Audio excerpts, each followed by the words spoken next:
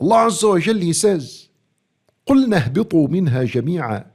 You know, when Adam alayhi salam and his wife, our mother Hawa alayhi salam, when they were both in the paradise and then they sinned, disobeyed Allah Azza wa Jal's command and ate from the tree, Allah Azza wa Jal removed both of them from the paradise.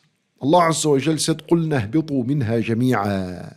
We said to Adam and Hawa and Iblis, get out of the paradise. Descend from this paradise, all of you. فَإِمَّا يَأْتِيَنَّكُمْ مِنِّي هُدًى.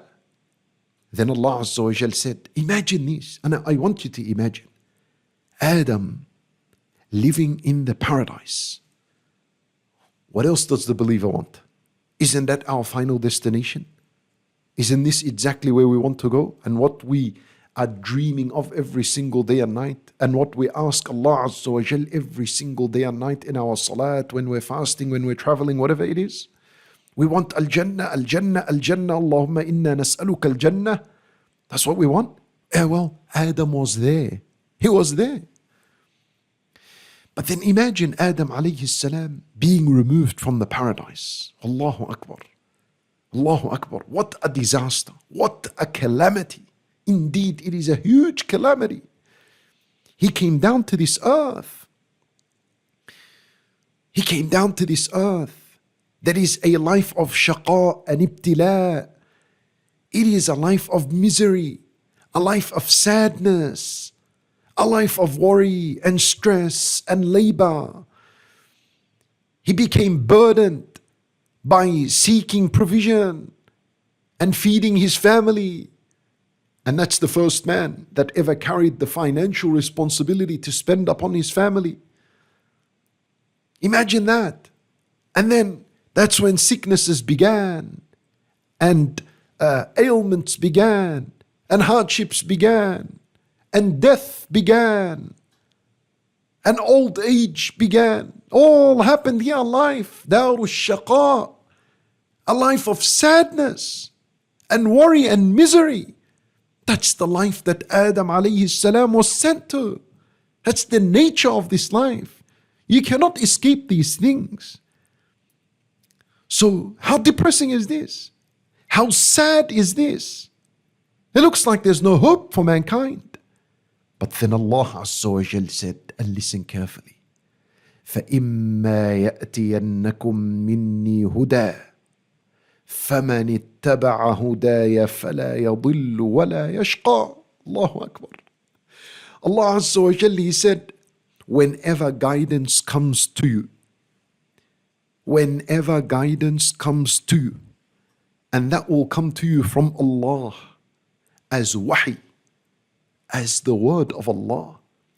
Anytime guidance comes to you, فَمَنِ اتَّبَعَ هُدَايَ, whoever is going to cling onto my guidance, whoever is going to commit to my guidance, whoever is going to hold on to the guidance of Allah, the Quran, the word of Allah, in this life of chaos and calamity and disaster and stress and worry and pain and death and difficulty and suffering and oppression, whoever holds on to this word of Allah and the guidance of Allah, فَلَا يَضِلُّ وَلَا يَشْقَى. Allah Azza wa Jal says, then he will never, ever, ever go astray.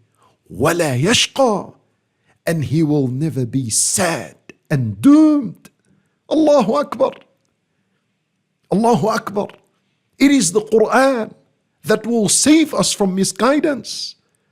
It is the Quran that will exchange every moment of sadness to a moment of happiness and joy and tranquility and peace.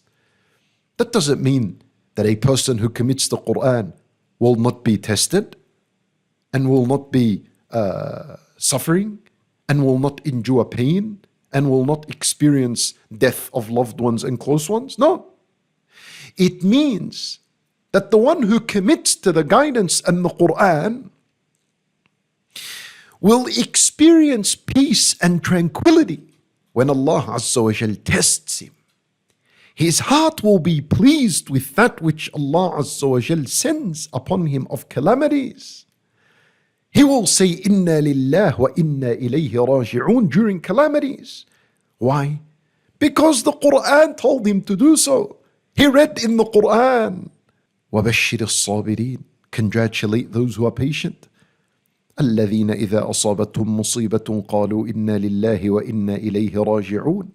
He read in the Quran that Allah Azza wa Jal said the patient are those who, whenever they are afflicted by a calamity, whenever Allah sends a calamity upon them, they are quick to say, Inna lillah, to Allah we belong, wa inna ilayhi raji'un, and to Him we shall return.